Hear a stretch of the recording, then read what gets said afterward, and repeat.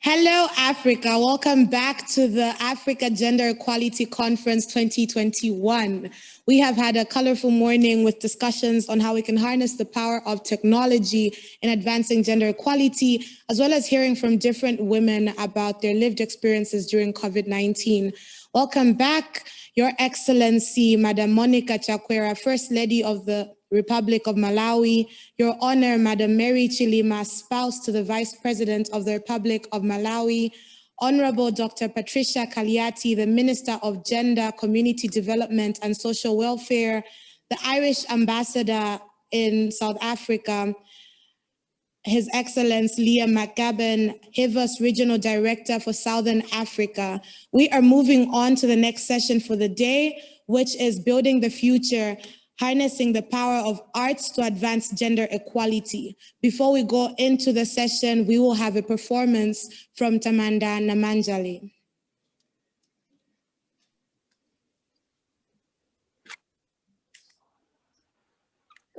I'm going to be performing a poem titled Symptoms of Womanhood. Symptoms of Womanhood. Walking by a street the other day, I came across a quote and it said, "Into the statue that breathes, the soul of the sculptor is bidden." How I revel at the godly in your body, how I envy your bones and their ability to feel your hallelujah every morning when the ground applauds your feet. I picture the sun and the moon when you were created, holding hands as they recited the vows it had taken 100,000 years to memorize. Said, "Today we will birth glory, today we will birth glory." Incense hovering over the clouds as they condensed and matriculated into you, a woman. You will know a woman by her walk. The earth will quaver at her feet, and even that will not be enough to shake the earthquake in her soul. When a woman gets angry, the follicles of her skin will bloom. They will pull back the triggers of her safety, and she will shoot you a death glare more intense than any ammunition you have ever felt. This will be the same death glare your mama shot you when you got caught with one hand in the pot thinking you were slick. The same death glare Rosa Parks shot at anyone ignorant enough to think a woman's place is something they could pick. The same death glare Wangari Maathai had when you thought the soil you were built from wouldn't hold any fight. When you confuse greed for liberation and forget where you come from. As a woman, you'll be accustomed to this glare. It is the glare you fear every day as you walk down the street. You will come across a quote that says, "Into the statue that breathes, the soul of the sculpture is bidden." You will fear the thought of admiring it, because the last time someone admired you, they thought they could replace the soul of your sculpture in you with their misplaced machinery. They thought they could take the place of God and then turn you into a tool. They will turn your body into a crime scene, attempting to rob all the art and be naive enough to think their handprints could ever be enough to destroy the value of this priceless antique. You have been diagnosed with womanhood. Be sure to remember that their opinion belongs nowhere on your body. You are not a piece to be moved around in a political house of cards. Your body is not a cultural trope, it is yours. Speak. Let the echo of your voice rustle through their rusty patriarchal norms. Your mind is a gold spill and their comfort is not worth your silence. History might not be your sister's story. They gulped her up and dropped the glass when their ego was filled, watched her crack open as the glass became a euphony with the ground and her blood became a trademark for gender-based violence. But the future is definitely at capacity with you in it. Woman, you are everything I have ever dreamed of being and more. More than a preference, more. More than a kitchen, more than a skirt, more than a statistic, more.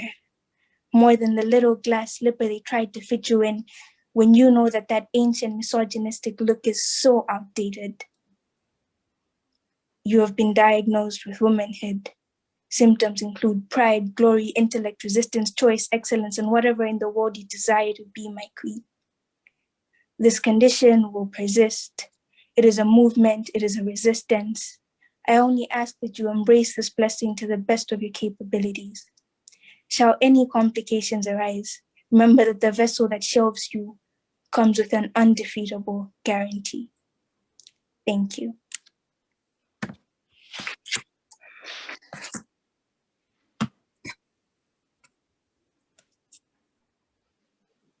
You have been diagnosed. You have been diagnosed with womanhood. Your body is not a cultural trope, it is your own. Thank you so much, Tamandani, for that opening poem. We shall now have Tambudzai Madzimura with the opening remarks for this session.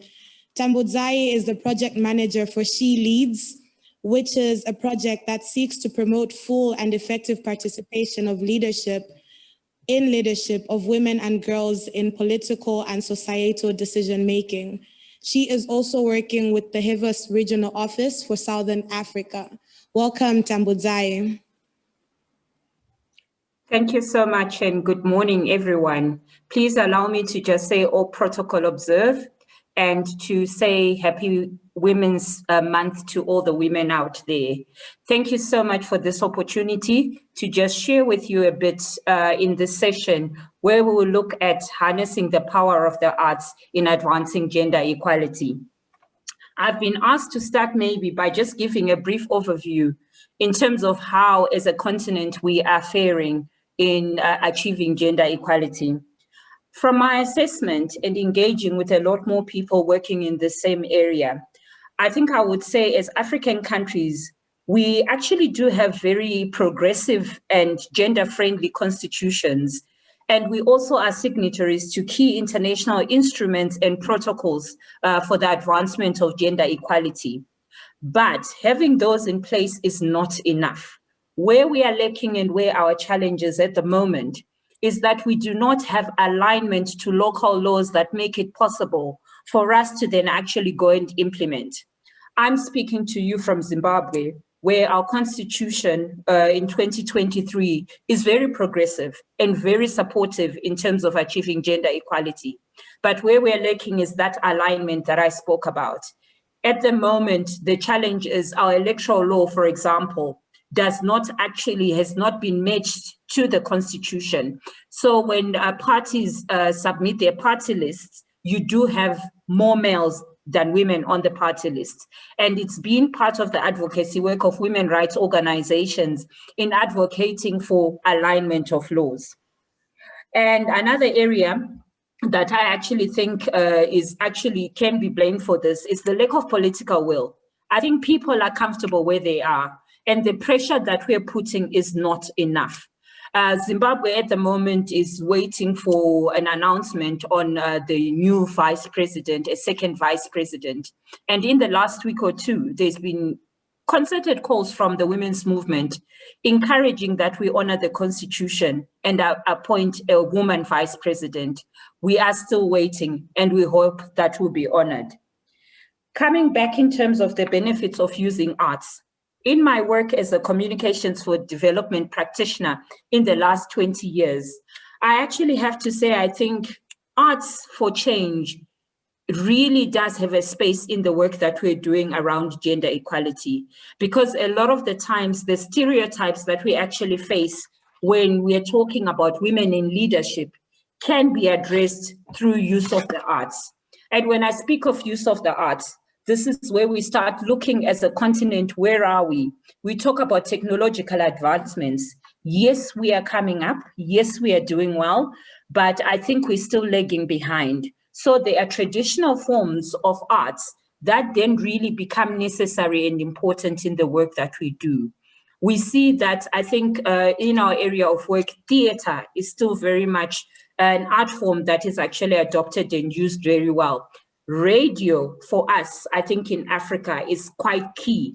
And the recent lockdowns in some countries due to the COVID-related due to COVID have actually re-emphasized the importance of radio, because while people were in lockdown and they were not able to get out, radio became a key source of information, a key source of education, educating the people on what needs to be done. I think also coming back, if we look at the COVID era that we kind of, at the moment as a continent, we are battling and we are struggling.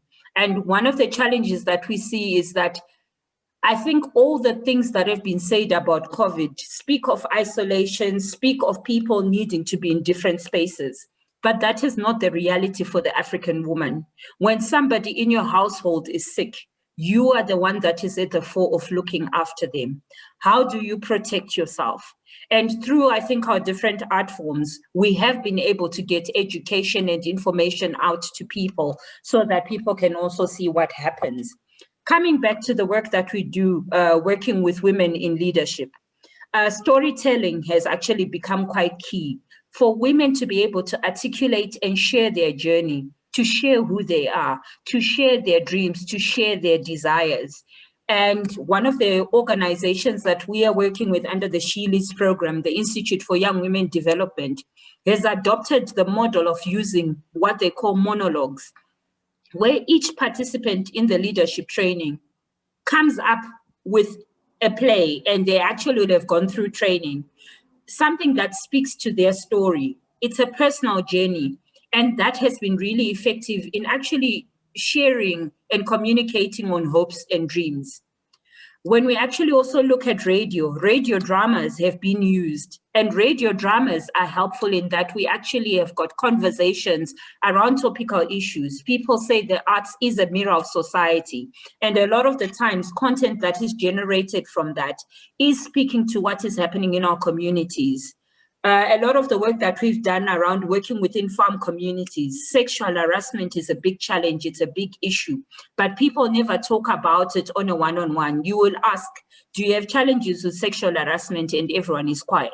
But bring in a theater group, bring in a radio play, bring in some form of art into that space. And people enjoy, they have the entertainment value. But after the entertainment value, you also then get people to then acknowledge, and they speak and they say, yes, we do have those challenges in our space. So for me, that's making an extra case for there is room for arts for change. And I think artists and the products that are coming from art are actually key. We started our session with poetry that is speaking really true. And I think the words, if we pay attention to the words, they have deeper meaning for us as women. We look at photography. If you give a person a camera, the story they can tell you behind that camera is something quite huge. Online platforms are also coming up, and these have facilitated for content to actually go across the continent from one country to the other, where we start to teach each other. So yes, in terms of challenging stereotypes, in terms of advancing the case for gender equality, and in terms of us seeing and understanding what is happening in other parts of the continent and learning, arts becomes quite key. And I think with those words, I'll stop and I'll leave it for the panelists to then take the discussion deeper. Thank you.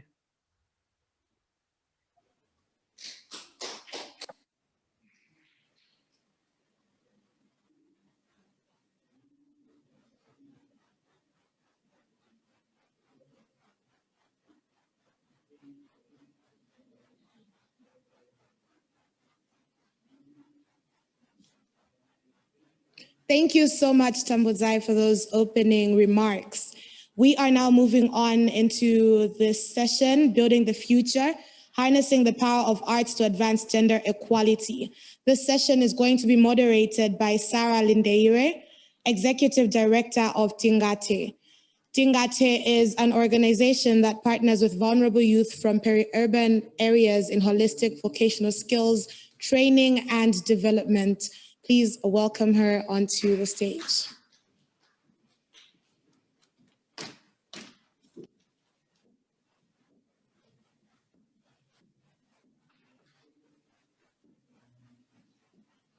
Good morning. Thank you very much. Hello. Apparently the mic works much better. Is it on?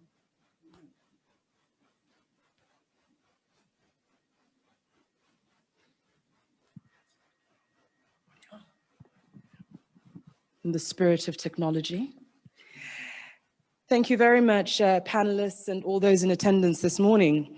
The African Gender Equality Conference this year has an exciting theme, which is Choose to Challenge. And this is exciting because throughout history, artists have been closely involved with and influenced social change, and that's a fact. So today, art and creative pursuits are being increasingly used to promote gender equality and acknowledge gender diversity around the world with great success. And it is my singular pleasure this morning to be here with these very, very distinguished panelists today. And speaking of success, as well as challenging the norm and the normal social structure, as well as disruption, I would like to ask my panelists to introduce themselves by displaying their creative mettle, if you don't mind, a little bit of fun. So would you be able to introduce yourself very briefly using 5 words? And I'm going to throw in a freebie there because your name doesn't count. So that will be number 6. Does that work for you? Please, may I start to my left?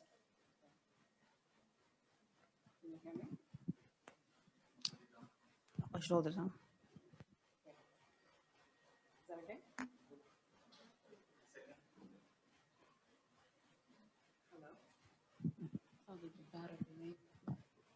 Hello? Okay, got it. Okay, you said 5 words. My name is Alinafe. So I am creative, I am dynamic, innovative. 2 more. I'm also a leader and a team player. Fantastic. Did 5 words feel like too many or too few? Too few. Yes. Fantastic. Thank you. Welcome, Alinafe. Thank you. Please. My name is Kimberly Kawanda. I'm a singer-songwriter. I would describe myself as a singer-songwriter and as an empress and a priestess and a goddess. Yeah. These are words that I like very much. Welcome, Kim. I'm glad. Thank you. Please. Hi, Mac Dalama, 5 words. Zaluso, social impact. We are art. That's 5. So, yeah. Fantastic. Welcome, Mac. Please. Hi, I am Sharon Nkwazi. I am an advocate, a creative, goal-oriented, a mother, and a change maker. Fantastic. So I see that you're up to the challenge. You've managed to introduce yourselves in 5 powerful words. I'd like to welcome you all very, very much to this panel this morning. First of all, I want to talk a little bit about the arts and the creative industries as a vehicle that is used to provide opportunities to address gender equality issues that will promote better health and mental well-being outcomes. The theme of mental well-being has been an underlying theme across the 3 days of this conference today. So I'd like to talk to you a little bit about how you are using the space that you occupy to challenge stereotypes, gender stereotypes particularly, to challenge toxic masculinity, really honing in on our theme for this year, which is choosing to challenge, as well as to reveal aspects of culture and behavior that may otherwise remain hidden in the particular niches that you occupy. Nafi, perhaps would you like to start us off by speaking into this? How are you challenging all of these vices in the sector? So I am the co-founder of Warner Collective. We've been functioning since 2019. And we were thinking quite deeply this year about what we choose to challenge. It's, even though that's the theme for Women's Day and I guess Women's Month as well, that's something we think about just in the work that we do. Every time we have a project, we'd like to sit down and just reflect and be okay and think, what did we do wrong? What can we do better? So something that we have thought of just by working on the projects that we work on, and it's kind of our motto this year, is to kind of let go of that whole being a voice for the voiceless aspect. You hear that a lot from organizations and from people working in activism, that by doing this, we are being a voice for the voiceless. And I think it's important for us to know that women are not voiceless. Nobody is voiceless. Whether you're marginalized or not, you still have a voice.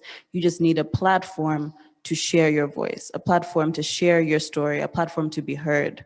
So that's what we've been thinking about and challenging that. So once you acknowledge that women do have a voice, then the next step is, how do you share that voice? How do you give them the space to tell their own story?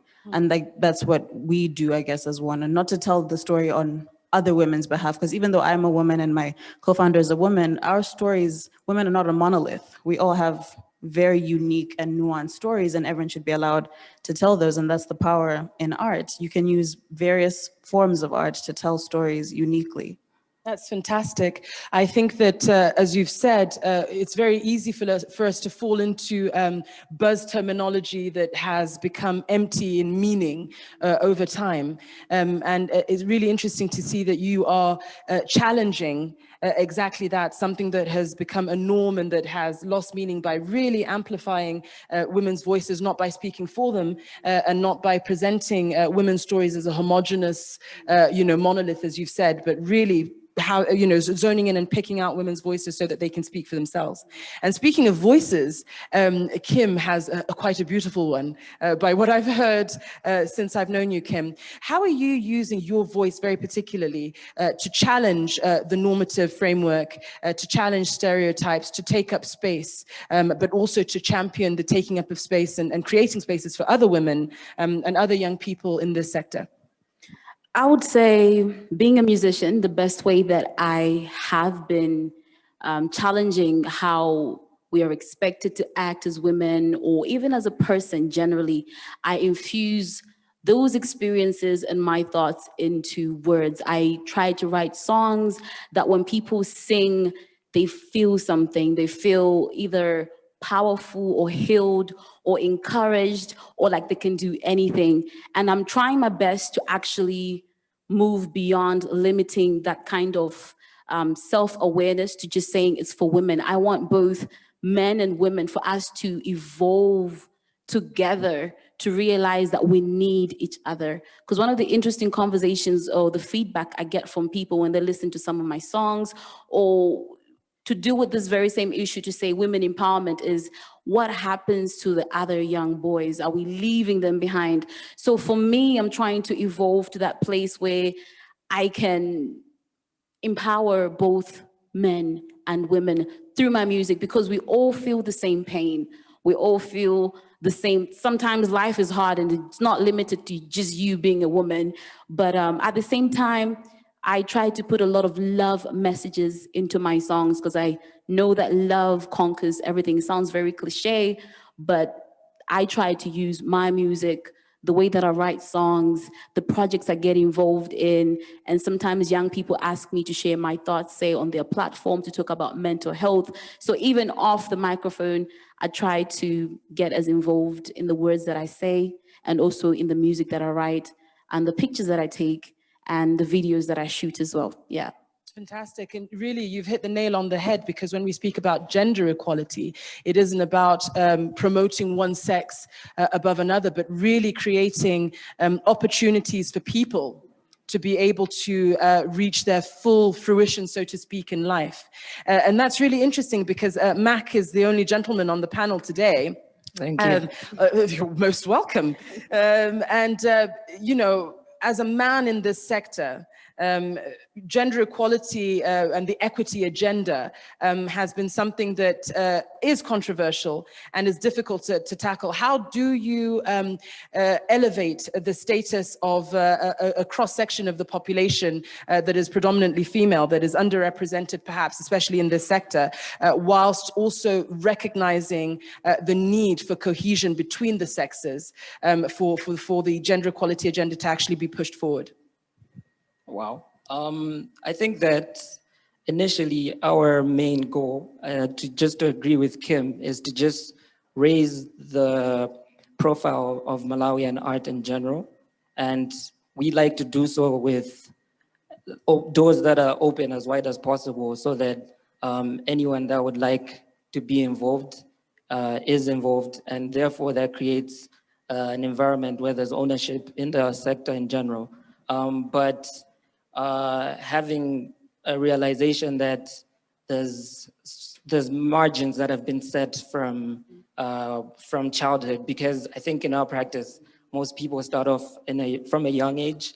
And I've been talking to a lot of my female artist friends. And one thing that I learned is that if you're going to start a trade from childhood, you have to keep practicing as you go and as you grow.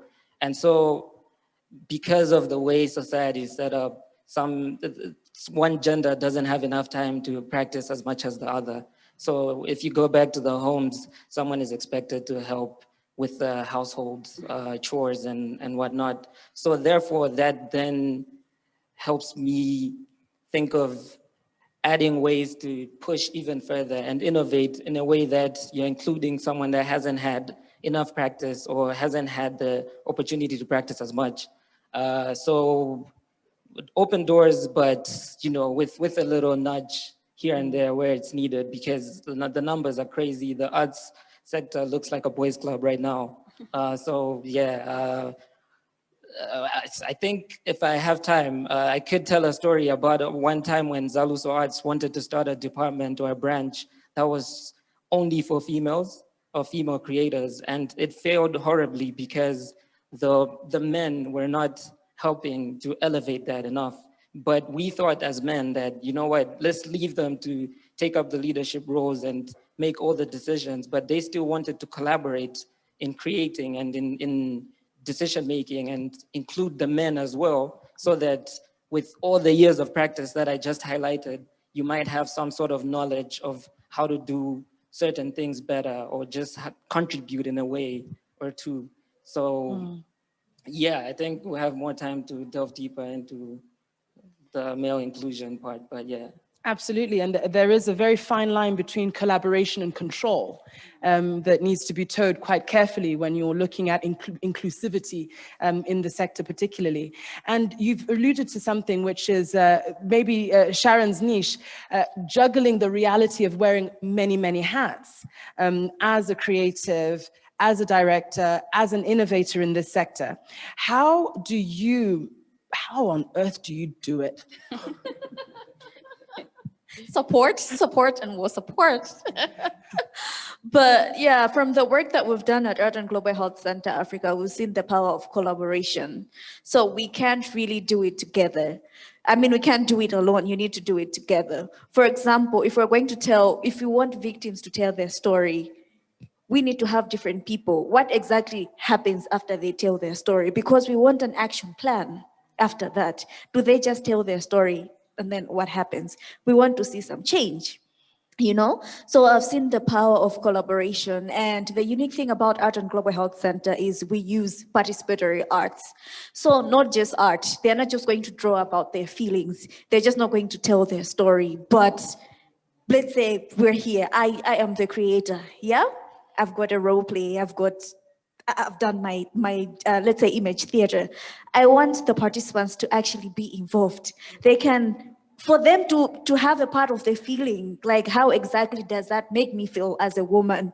My voice is not heard. Maybe I've been raped. What exactly do I want? What kind of support do I want? So for participatory arts that we use, we make sure that we're collaborating with different people, especially in the rural communities that we're doing our work. We work with local leaders because they are the ones that are like gatekeepers. So we're going to work with local leaders.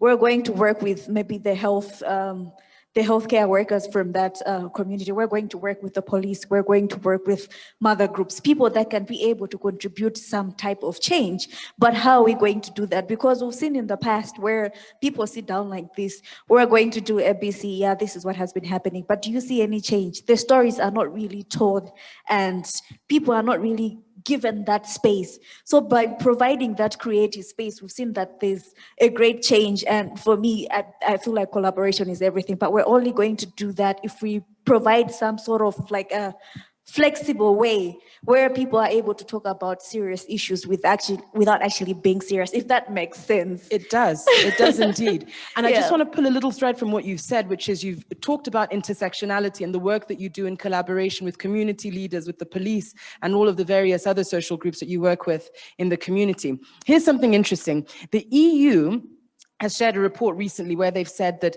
intersectional gaps persist in the creative sector. And very particularly, they're talking about discrimination here. So they've said the following.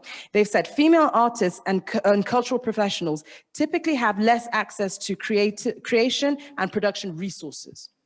They've also said that they are paid much less than men. They've also said that females are underrepresented in leadership and in other decision-making positions. So Sharon, you've talked about inclusivity, you've talked about self-expression and allowing participants to be able to define the manner in which they want to express their feelings, their thoughts, their innovation and their capacity to be innovative. And you've talked about how you work very closely with various people across society, from the police, as you've said, also cultural leaders and so on and so forth. Now, are you concerned? Are you concerned about these facts that have been presented by the EU about the creative sector? Are we making any progress? What do you think might be holding us back, and what do you think needs to be removed? What obstacles need to be removed in order for us to move a lot more quickly into a situation of inclusivity and fairness?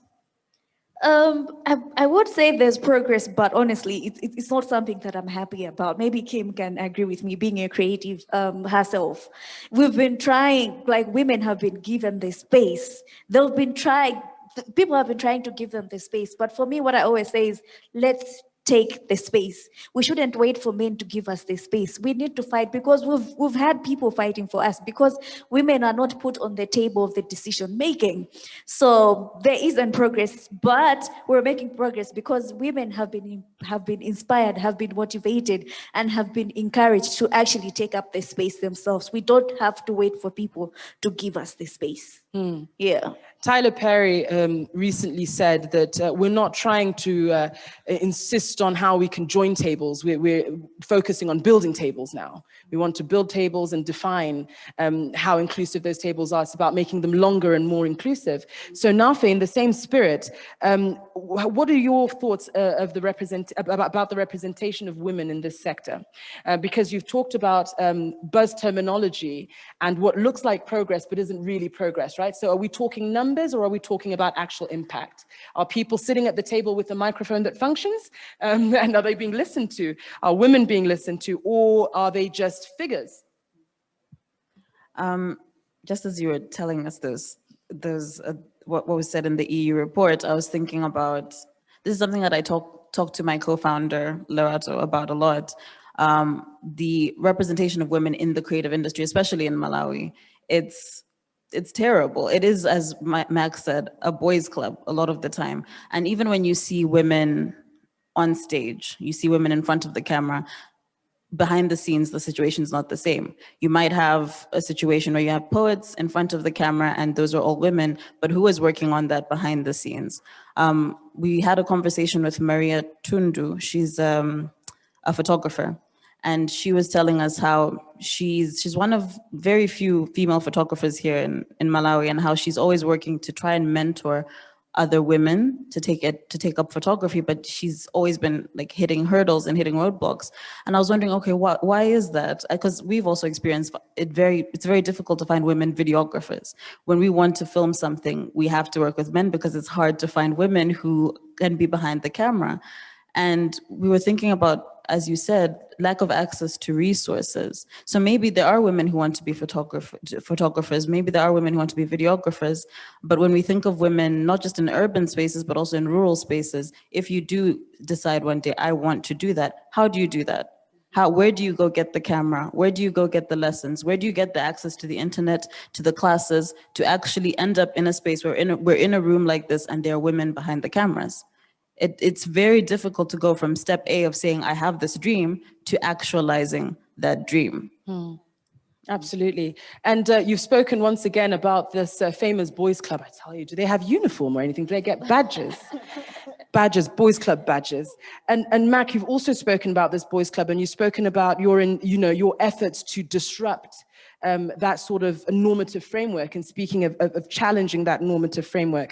And so at Zaluso, how do you practically, beyond the buzz terminology, beyond the figures, practically also in your leadership structure, in your inclusivity, in your programs, challenge the boys club normative framework? I'll be very honest with you. What's her name? Tunde? Tundu Maria. Maria Tundu. Yes. Oh yeah, Maria. I know her as Mars Photography. But Yeah. We have faced the exact same challenge, and it's quite frustrating. And I've been looking into it, and I just think that it's hard enough being an artist in Malawi, just in general, like to say that, look, this is the normal career path of a person that wants to be successful and make money, and then I'm just gonna go astray from that and become an artist. So in Malawi, it's already very difficult to do that. And so I spoke briefly about how the setup is in the homes and in the society and stuff like that. So it feels like, in as much as artists are trying to break one barrier, female artists are breaking two, because now they have to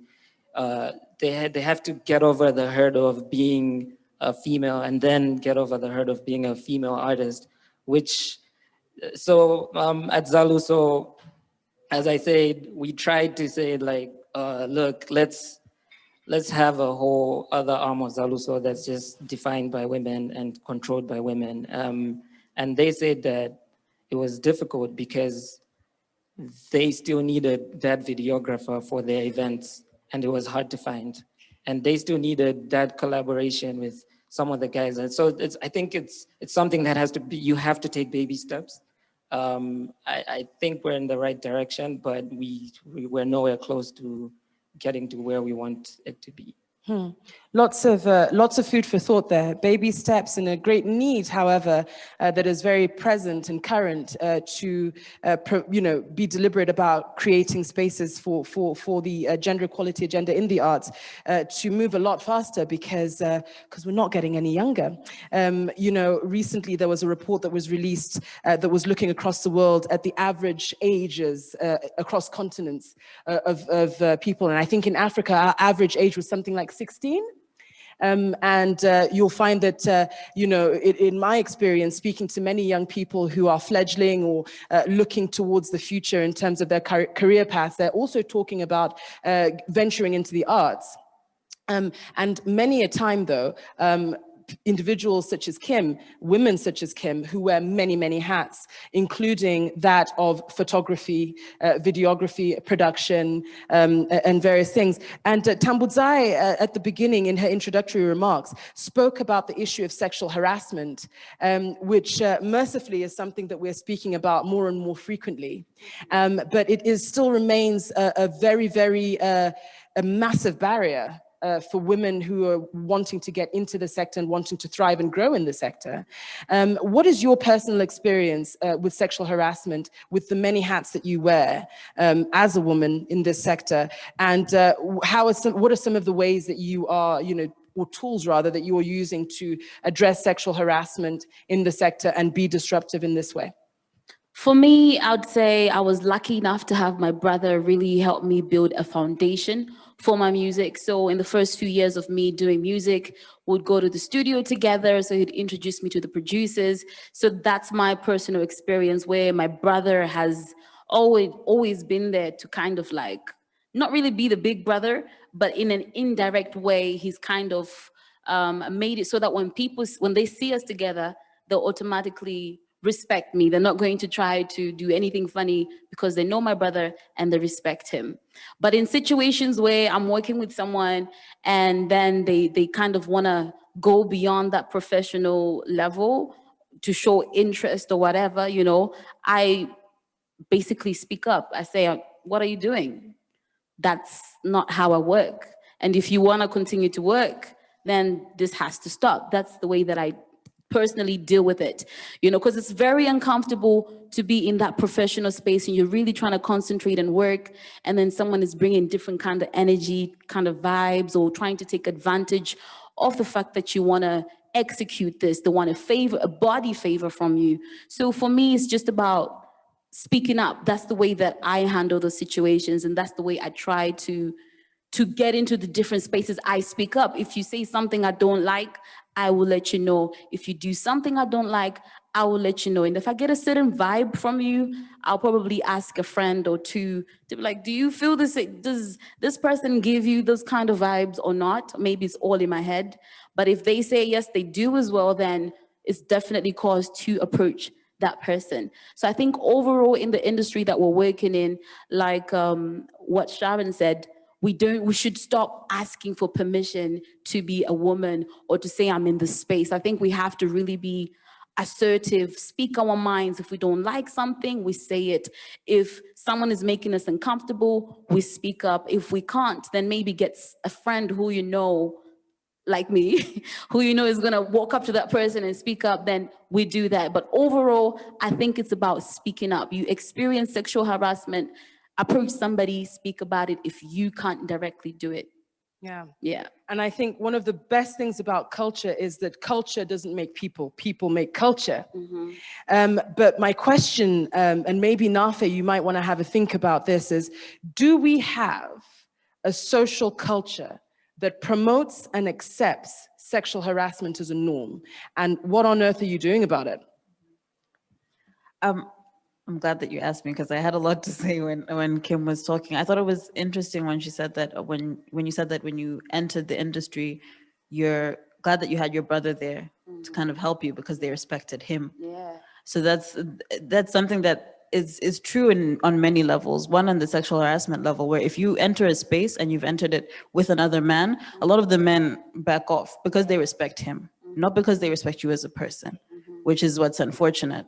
And that's the same with just entering a space professionally as well. And that's something we've had to deal with as well, is if you don't have your foot in the door already, you haven't already made a name for yourself, there are gatekeepers in the industry, and a lot of them are men. And if you don't enter with them opening the door for you by saying, I'm here because I know this person, people don't respect you. And it's gonna take a long time for you to actually make a mark. And I think there, as you said, there's different levels to it. There's a sexual harassment level where if you're left alone simply because you have a male counterpart that has guided you in, or the professional level where you're respected because you have a male counterpart that has guided you in.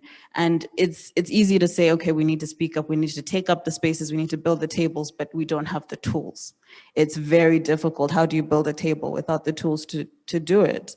And many women do want to speak up. And I know a lot of Malawian women who are loud and outspoken and take up space, but if people decide that they don't want to listen to you, you'll be shouting at a brick wall. So as much as like I'm also very much, we need to just be assertive, we need to do it, but we can't do that without the institutions to help us, without the structures, without legislation, without people in the government and in organizations saying, we hear you, we're gonna help you. Yeah. Speaking of policy holders and environment, particularly for gender equality to thrive in the arts sector, UNESCO has produced a priority gender equality action plan that has been running from 2014 to 2021. Are you feeling the effects of this policy push as artists and creatives? No. So we're not feeling it over here. The heat is not reaching us. But basically, this plan offers an operational framework for implementing this priority in UNESCO's 5 major programs, including culture and arts, which is really interesting. And the African Union also resonates with this policy, as well as our very own Ministry of Gender here in the country. So speaking of policies and birth terminology, boys' clubs, and statistics, how are you, if you are, utilizing these policy frameworks to push forward the agenda of gender equality in the arts, in all of the things that you're doing? Are you feeling it at all? Are these policies providing enough space for you to carve out your niche and to also carve out the niches for other creatives in the sector? Or is there some work that needs to go into translating the policy frameworks into, well, an environment that actually is conducive? Go ahead, any of you, if you want to speak into this. Well, I'll just speak in general about policies when it comes to gender. We know that policies have been put in place, but do you see that do you see the impact? Do you actually see them being enforced? You know, for example, I'll give you I'll give an example of what do we call that policy? Where if a girl, you know how when a girl is pregnant, she would have to drop out of school, and then we advocated, come on, they need to come back to school and whatever. We did that. Girls are back in school, but what happens to the guy, to the boy? Yeah, the boy is still continuing with his education, and then we still pushed. No, we need to have a policy where all of them need to be. If it's about being suspended, they all need to be suspended. But does that happen? No, it's only the girl who's going to be delayed in her education. The guy is still continuing with his education. And sadly, you will also notice that even at a primary level or a secondary school level, it's the teachers that are impregnating these young girls. What happens to the teacher? He's not going to be fired. He'll just probably be moved from one school to the other school. So in terms of policies, there are so many policies that are being put in place, but it's the actual implementation that I have a problem with. So how do we make sure that these policies are really, really being effective? How are they being followed through? So for policies, I'd say, yeah, we can have 100 policies, but let's just make sure that they're really doing the job that they need to do. Yeah. Yeah, go ahead, Mac. Yeah, just as she was saying, it reminded me of being part of a few social impact projects. And I think for this particular one, we had to actually be in class, and there were some lessons that were taught to us. And one thing that really sat with me is that if you're planning an intervention to bring about change, there's 3 points of entry, basically. The first one is to inspire the behavior change, basically. So that's like knowledge-based, trying to teach people about a certain thing. The second phase is where you activate a behavior. And then finally, we assume that the behavior is in practice, and now you have to sustain that and make sure that people are, working towards and they're maintaining that level of, behavior change. And I think that in this particular discussion, the policy level is still that knowledge part of things where we're trying to tell, and it's not even there yet, because you could form a policy in parliament, but you need to do a lot of marketing and awareness and all these campaigns that then tell everyone else that there's this policy that is in the works or that has been signed upon. So now then you move on to activating it. I think there was some clip I saw where Akon was talking about how America is all marketing. And it looked like it was a bad thing but then if you really think about the marketing that's being put towards the policies that are being formulated right now to get to those remote areas and tell people that, look, you cannot do this and you can't do this. There's not enough efforts that are being done in Malawi to push those policies forward. So in those 3 levels, we're still like half of sustain. We still haven't reached activate and sustainability levels. So yeah, just pointing out the state of affairs right now. Yeah. Please, Kim. I think I'll come in a little bit differently. I agree with what they've said, but I also think to add to it, character change. I think it comes down to character change. A lot of the times we're trying to change systems and institutions, but those have been made by people and those are run by people. So if we were to get more people working on themselves on a very personal level, maybe we would be able to see greater change, because it comes down to willpower. What kind of willpower do we have to implement this policy, that law? It's all there. We write it so beautifully, but it comes down to just doing. Who is doing those things? Who are we expecting to do those things? Have the people whom we've put in, let's say NGOs, private sector, public sector, do they have the character or even the willpower to want to see change? Or do they just like things the way that they are? You know, I think that's part of the reality of the conversation we need to have. We have a lot of people who've had different life experiences that have maybe shaped them to think only of themselves or to want to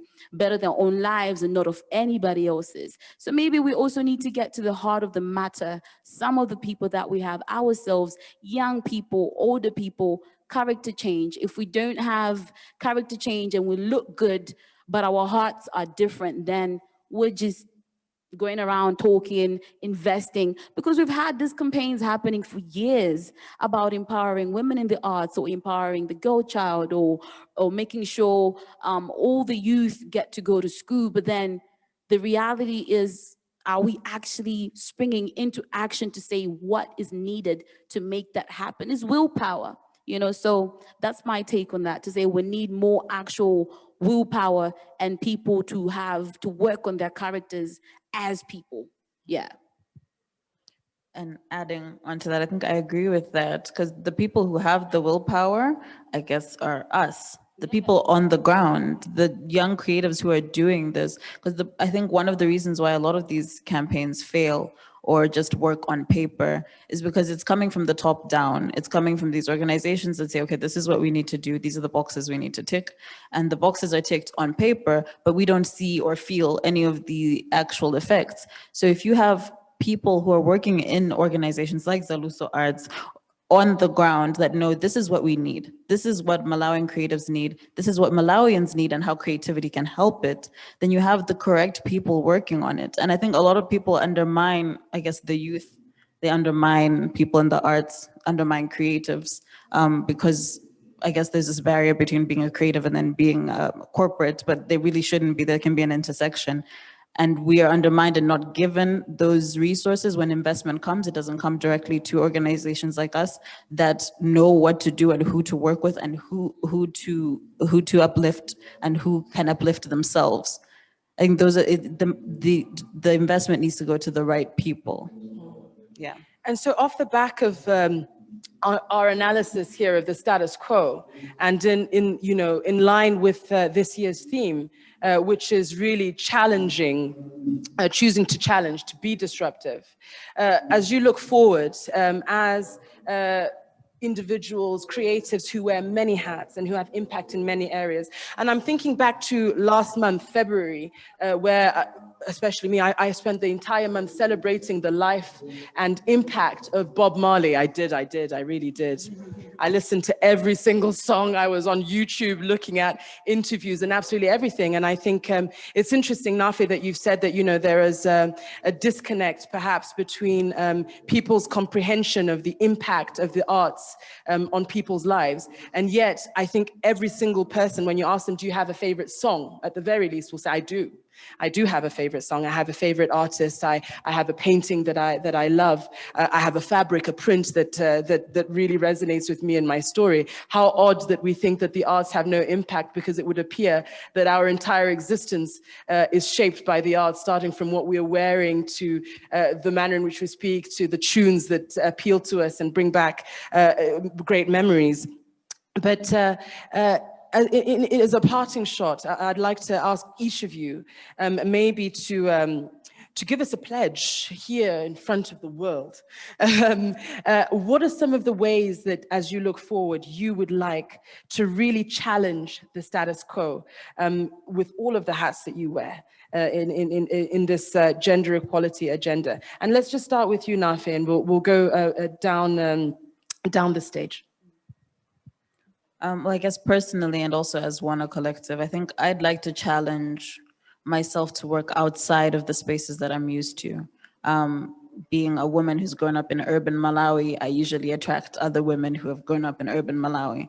And there's so many other identities that exist in this country, women in rural Malawi, women who have had different upbringings than my own.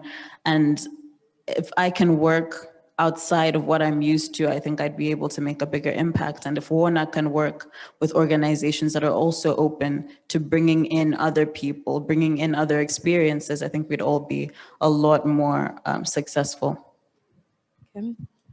Let's see, I think from a personal level, I would want to challenge myself to really be as authentic, to be myself, so that when people who listen to my music or they look at my art, they are also inspired to be themselves, because there is so much power in you actually embracing all your elements as a person. I feel like once you know yourself, they say knowing yourself is the greatest power. Once you know yourself, you can infiltrate that energy into whatever you're doing. So that's something I want to put into practice, especially through, let's say, establishing a record label that will be, led by a female or whatever. But I also wanted to go beyond it being a record label that's owned by a female. I just wanted to embody excellence, and for me to also give that platform to fellow young Malawian creatives who are amazing, and all they need is just someone to connect them to the right opportunities. That's what I want to challenge myself to do. Yeah. Fantastic. Mark? First of all, Sarah, I feel like you didn't finish explaining how you celebrated Bob Marley fully, but we'll talk about that later. Talk about that. I think during the course of the last couple of days, I've been hearing a lot about the challenge, but the actual phrase is choose to challenge. And I think that my pledge would be to also focus on the choice aspect of things and to choose to take an active role into gender equality. I know it's not a one day, or it's not a now or today thing, but it's after you make the choice, then you work towards, or you take the steps that are needed towards that reaching that goal. So yeah, that's Choice. In the spirit of collaboration, I challenge each and every one of us, especially the creatives, please, let's make sure we collaborate, because together I know that we can. So let's just not work independently. As someone who works for an organization that really values the power of arts, I know that we can utilize the talent that Kim has, that Zaluso has, Warner Creatives has. So for me, I challenge us, the creatives, to make sure that we're really utilizing that power that we have, the use of arts for social change. It's the only way that we're going to amplify our voices. Fantastic. I'd like to thank you all so very much for being a part of this discussion this morning.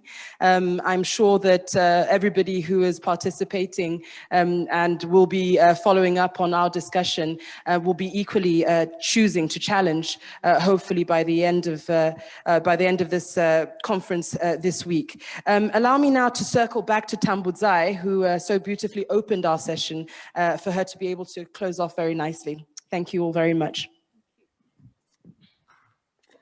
Thank you very much for this opportunity to just share closing remarks, and thank you very much to our panelists. I was just reflecting and saying part of the work that I do, 2011, I was actually project manager managing the arts and culture portfolio in Malawi. And believe me, it was not easy to find the young people and to find their voices and where they are. So it's great to actually see that we've got a lot of young people that are coming up with innovations that are actually finding themselves in this space.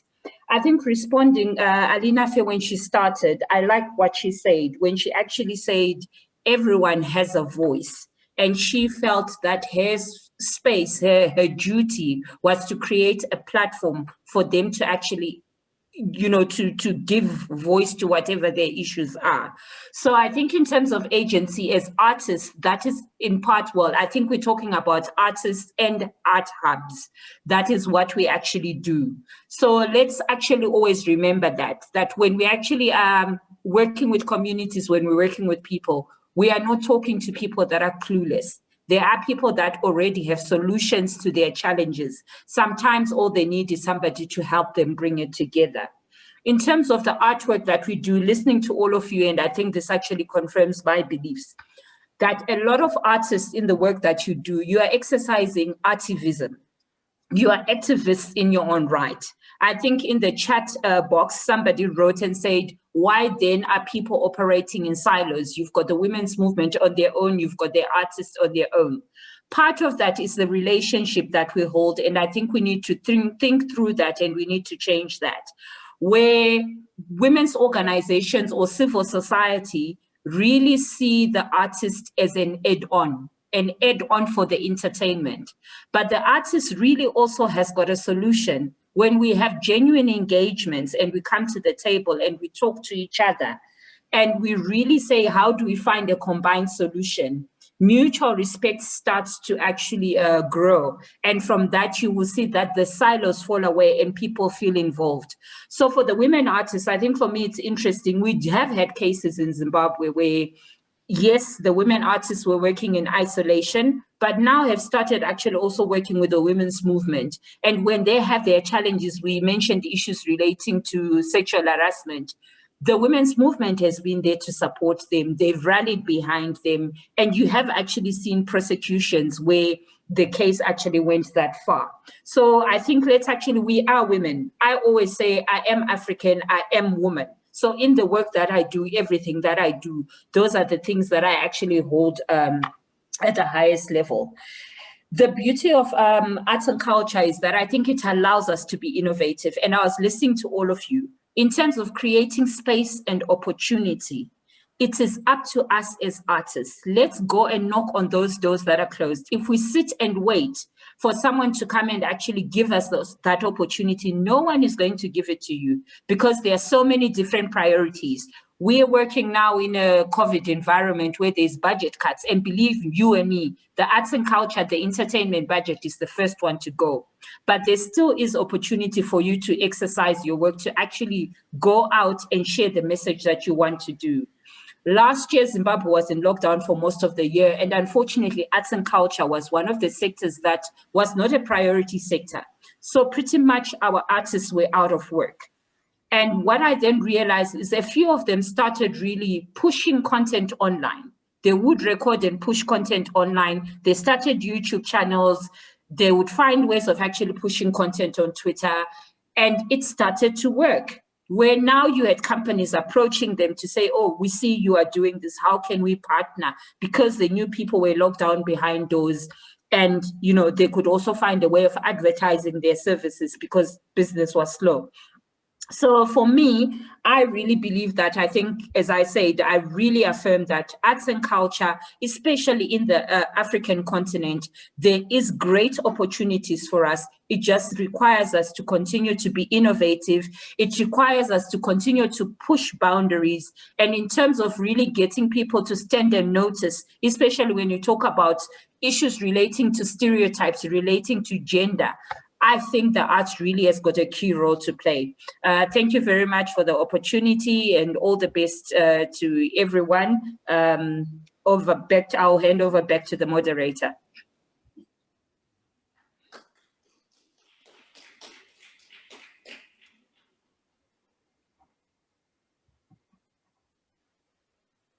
Thank you so very much, Tambudzai, for those closing remarks. Indeed, we are not working with communities that do not have any knowledge of their own, and we need to recognize their indigenous knowledge, their indigenous power. Thank you once again, Sarah, as well, for moderating that session and for bringing us to this point in the Gender Equality Conference. Before we break, we would like to take this opportunity to recognize the impacts that certain young people are having on their communities, particularly to recognize the power of innovation and how we can change our worlds, our communities, by just thinking outside the box. I would like to invite Barbara Banda to present the Innovating Equality Award to this year's recipient. Barbara Banda is the chairperson of the NGO GCN and co-chair of Conference Planning and Task Force.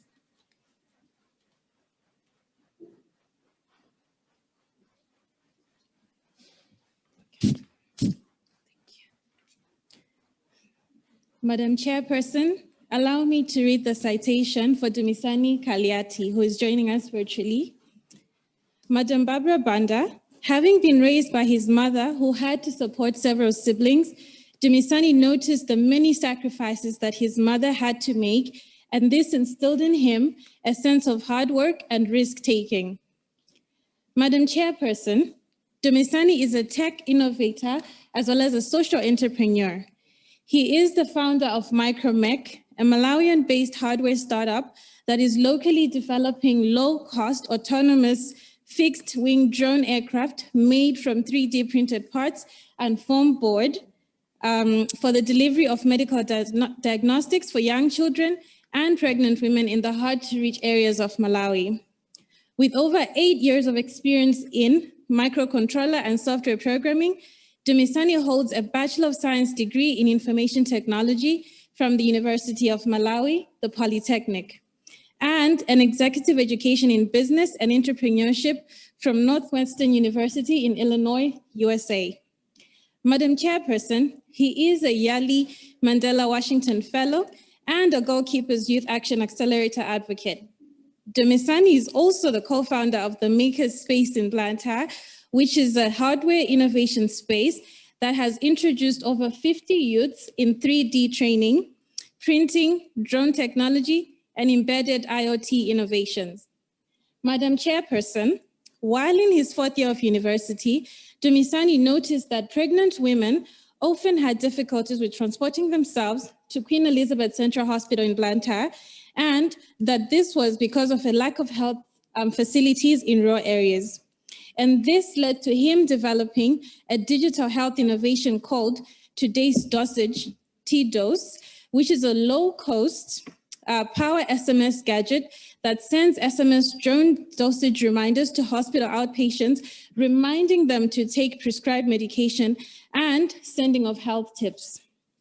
This SMS gadget was aimed at serving as a remote telemedicine device that can help people like these women who sometimes would have to travel long distances just to receive health tips from a doctor.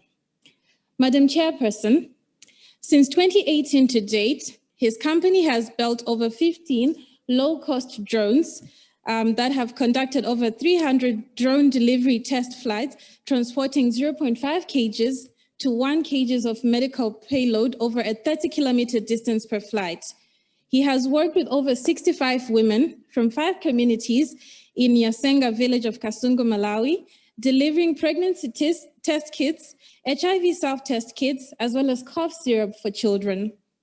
One philosophy that guides Dumisani Kalyati, Madam Chairperson, is a quote from Napoleon Hill that states, "I had learned from years of experience that when one really desires a thing so deeply that he is willing to stake his entire future on a single turn on the wheel in order to get it, he is sure to win." Now, Madam Chairperson and all distinguished guests present here today, ladies and gentlemen, I present Mr. Dumisani Kalyati, the winner of the Innovating Equality Award.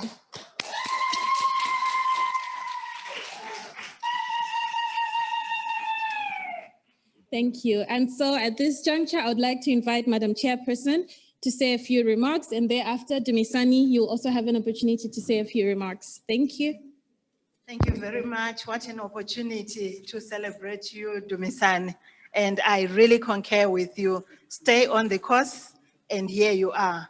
You have made us proud, and I am a mother, and I know what it is when doctors don't have sufficient information, when you have to travel long distances just to get the necessary care, the necessary medication. You are doing a great job, and thank you even for establishing the social enterprise, which is also incorporating other young women into this space. We need more of you, but this is one thing that is going to give the traction to other young people to follow suit. Congratulations.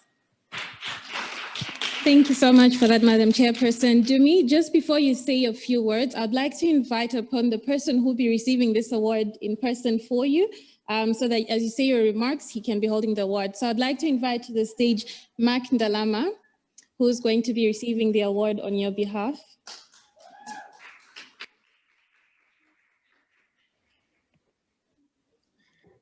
Well, thank you so much.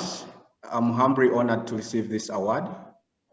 When I was doing my work, I was not doing it to achieve gender equality per se, but I just wanted to see more young women and men be the creators of local drone technology that we are creating by training them to be the developers and operators, as well as to see rural women be able to receive emergency medical care in the remote areas where it's hard to reach, using the drones, our drones that can fly over mountains and poor road networks.